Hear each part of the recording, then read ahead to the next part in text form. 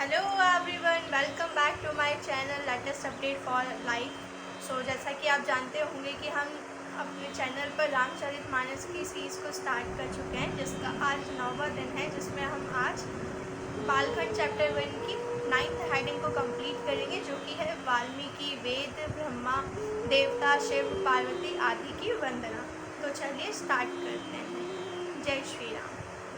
सो बंदेहु मुनिपद कुंजु, रामायण जय निर्मयऊ, सकल सुकोमल मंजु दोष, रहित दूषण सहित। मैं उन वाल्मीकि मुनि के चरण कमलों की वंदना करता हूँ, जिन्होंने रामायण की रचना की है, जो खर राक्षस सहित होने पर भी खर खटोर से विपरीत बड़ी कोमल और सुंदर है, तथा दूषण राक्षस सहित होने पर भी दूषण अर्थात दोषों से रहित है। यहाँ पर श्री तुलसीदास जी जो वाल्मीकि जी हैं उनके बारे में कह रहे हैं और उनकी वंदना कर रहे हैं कि मैं उन मुनि श्रेष्ठ की वंदना करता हूँ, उन्हें अपने दिल से प्रणाम करता हूँ, जिन्होंने ऐसी रामायण की रचना की जिसके अंदर राक्षसों और देवों दोनों का गुण है।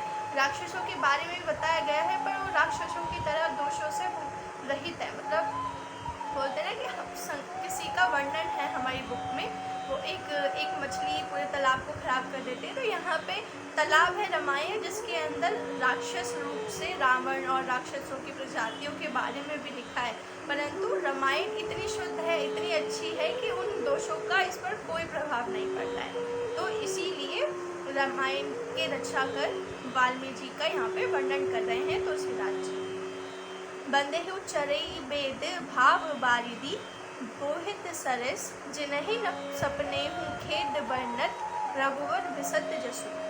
मैं चारों वेदों की वंदना करता हूँ, जो संसार समुद्र के पार होने के लिए जहाज के समान है, तथा जिन्हें श्री रघुनाथ जी का निर्मल यश वर्णन करते स्वप्न में भी खेद थकावट नहीं होती।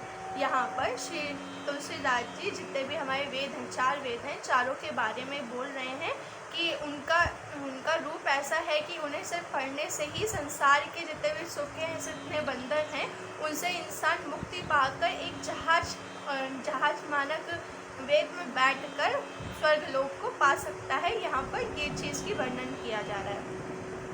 बंदेहु विधिपद रेणु भव सागर, जेहि किने जय हो, संत सुदार शशि देहु प्रगटे खल विष बारुनी। मैं ब्रह्मा जी के चरण रज की वंदना करता हूँ, जिन्होंने भव सागर बनाया है, जहाँ से एक और संत रूपी अमृत चंद्रमा और कामधेनु निकले, और दूसरी ओर दुष्ट मनुष्य रूपी विष और मदिरा उत्पन्न हुए हैं। यहाँ पर तुलसीदास जी ब्रह्मा जी के चरण कमल की वंदना कर रहे हैं और उन्हें बता रहे हैं कि वो ऐसे हैं कि जिन्होंने भव सागर में एक संत रूपी अमृत चंद्रमा और कामधेनु निकले थे, और वो एक ऐसे ब्रह्मांड की रचना कर चुके हैं जिससे दुष्ट मनुष्य रूपी विष और मदिरा भी उत्पन्न हुए हैं। तो यहाँ पर ब्रह्मा जी का आदर किया जा रहा है और उन्हें प्रणाम किया जा रहा है। विभुत विप्र वधु ग्रह चरण बंदी, कहो करी जोरी, होई प्रसन्न परपुर बहु, सकल मंजू मनोरथ मोरी। देवता ब्राह्मण पंडित ग्रह इन सबके चरणों की मैं वंदना करके हाथ जोड़कर कहता हूँ कि आप प्रसन्न होकर मेरे सारे सुंदर मनोरथों को पूरा करें। यहाँ पर तुलसीदास जी देवता ब्राह्मण पंडित ग्रह मतलब प्लैनेट, उन सभी के चरणों की वंदना कर रहे हैं और कह रहे हैं कि आप सभी मुझ पर अपनी कृपा करें, ताकि मैं अपनी ये जो सुंदर रचना है इसे पूर्ण कर पाऊँ। पुनि बंधेउ सारद सुर सरिता, जुगल पुनीत मनोहर चरिता। मज्जन पान पाप हर एका, कहत सुनत एक हर अभिवेका। फिर मैं सरस्वती जी और देवनादर जी गंगा जी की वंदना करता हूँ। दोनों पवित्र और मनोहर चरित्र वाली हैं। एक गंगा जी स्नान करने और जल पीने से पापों को हरती हैं, और दूसरी सरस्वती जी गुण और यश कहने और सुनने से अज्ञान का नाश कर देती हैं। यहाँ पर तुलसीदास जी सरस्वती माँ और देवनदी गंगा जी का वर्णन कर रहे हैं और उन्हें प्रणाम कर रहे हैं कि एक सिर्फ पीने से और स्नान करने से ही लोगों के कष्ट और उनके पाप नष्ट कर देती हैं, और एक सिर्फ अच्छी बोलते ना, ज्ञान की बातें जैसे प्रभु का चरित्र वर्णन करने से अज्ञान को हर लेती हैं और ज्ञान रूपी वर्षा हम पर कर देती हैं। तो उन्हीं दोनों के चरित्र का वर्णन करते हुए तुलसीदास जी उन्हें प्रणाम कर रहे हैं।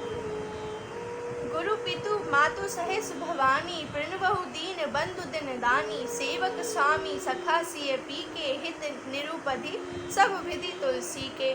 श्री महेश और पार्वती को मैं प्रणाम करता हूँ, जो मेरे गुरु और माता पिता हैं, जो दीन बंधु और नित्य दान करने वाले हैं, जो सीतापति श्री रामचंद्र जी के सेवक और स्वामी और सखा है, तथा तुलसीदास जी का सब प्रकार से कपट रहित सच्चा हित करने वाले हैं। यहाँ पर तुलसीदास जी शिव जी और पार्वती माता के चरण कमलों की वंदना कर रहे हैं और वो कह रहे हैं कि मैं उनकी प्रार्थना कर रहा हूँ, जो मेरे गुरु और माता पिता भी हैं। आप सभी को याद होगा कि मैंने आपको बताया था तुलसीदास जी को रामचरितमानस लिखने के लिए जो आदेश दिया गया था वो शिव जी के द्वारा ही दिया गया था और उसे अवधी भाषा में लिखना है। ये भी बात श्री शिव जी ने ही तुलसीदास जी को कही थी।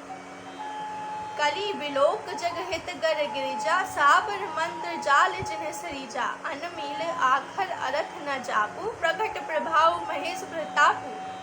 जिन शिव पार्वती ने कलयुग को देखकर जगत के हित लिए साबर मंत्र समूह की रचना की, जिन मंत्रों के अक्षर बेमेल हैं, जिनका ना कोई ठीक अर्थ होता है और ना जप ही होता है, तथापि श्री शिव जी के प्रताप से जिनका प्रभाव प्रत्यक्ष है। यहाँ शिव जी और पार्वती जी के गुण स्वरूपों की वंदना की जा रही है और उन्हें बताया जा रहा है कि मैं उन कलयुग के देवता की प्रणाम करता हूँ, वंदना करता हूँ, जिनकी वजह से हमें जितने भी अक्षर हैं वो प्राप्त हुए। सो उमेश मोहि पर अनुकूला, करहि कथा मृत मंगल मूला, सुमिर शिवा शिव पाई पसाऊ, बरनहु राम चरित चित चाहू। वह उमापति शिव जी मुझ पर प्रसन्न होकर श्री राम जी की इस कथा को आनंद और मंगल की मूल उत्पन्न करने वाली बनाएंगे। इस प्रकार पार्वती जी और शिव जी दोनों का स्मरण करके और उनका प्रसाद पाकर मैं चाप भरे चित्त से श्री रामचंद्र जी के चरित्र का वर्णन करता हूँ। यहाँ पर तुलसीदास जी कह रहे हैं कि शिव जी और पार्वती जी मुझ पर कृपा करें ताकि मैं श्री राम जी की कथा को ऐसा बना पाऊँ कि उसे जो सुने, जो उसे पढ़े, उसे आनंद ही आ जाए और आनंद से ये कथा सुनने की शक्ति मुझे भी प्रदान करे। भानित मोरी शिव कृपा विभाति, सासी समाज मिली मनहु सुराती। जय एहि कथाई सने समेता, कहे सुनहि समुझै सचेता। ओहो ही राम चरण अनुरागी, कली मल रहित सुमंगल भागी। मेरी कविता श्री शिव जी की कृपा से ऐसे सुशोभित होगी जैसे तारागणों के सहित चंद्रमा के साथ रात्रि शोभित होती है। जो इस कथा को प्रेम सहित एवं सावधानी के साथ समझ बूझ कर कहेंगे, सुनेंगे, वह कलयुग के पापों से रहित और सुंदर कल्याण के भागी होकर श्री रामचंद्र जी के चरणों के प्रेमी बन जाएंगे। यहाँ पर तुलसीदास जी कह रहे हैं कि श्री शिव जी की कृपा से मेरी कविता इस प्रकार सुशोभित हो जाएगी जैसे तारामंडल में जो भी हमारे स्काई हैं, जिसमें तारे हैं, उसमें चंद्रमा के होने से चार चांद लग जाते हैं। मतलब ऐसा होता है कि अमावस्या की रात अगर आप देख रहे हैं तो कोई चांद नहीं होगा तो हमें रात्रि बहुत ही कम सुंदर लगेगी, लेकिन जब पूर्णिमा का चांद होता है तो वो कितनी ज़्यादा दिल को भाती है, कितना ज़्यादा हमें प्रसन्न करती है। उसी तरीके से उस प्रसन्नता को कंपेयर करते हुए तुलसीदास जी कह रहे हैं कि शिव जी की कृपा से मेरी कविता इतनी आनंदित हो जाएगी जैसे पूर्णिमा के चंद्रमा को तारामंडल में देखकर सबको प्रसन्नता मिलती है। सपनेहु साचेहु मोहि पर, जो हर गोरी पसाई, तो पुर हो जो कहो सब भाषा भनित प्रभाव। यदि मुझ पर श्री शिव जी और पार्वती जी स्वप्न में भी सचमुच प्रसन्नता हो तो मैंने इस भाषा कविता का जो प्रभाव कहा है वह सब सच हो। यहाँ पर तुलसीदास जी कह रहे हैं कि जितनी कृपा मैं शिव जी से मांग रहा हूँ, अगर उतनी कृपा मुझे मिल जाती है स्वप्न में भी, तो भी मेरी जितनी भी बातें मैंने कही हैं अभी, वो सब कुछ सच हो जाएंगी। तो यहाँ पर हमारी 9th हेडिंग कंप्लीट होती है और आशा करती हूँ कि मेरे द्वारा बताया हुआ शब्दावली आपको समझ आया होगा और आपको आनंदित लगा होगा। हम मिलते हैं हम अपनी नेक्स्ट वीडियो में, जिसमें हम श्री सीताराम धाम परिकर वंदना करेंगे। तब तक आप अपना ख्याल रखिए, मेरे चैनल से जुड़े रहिए। जय श्री राम।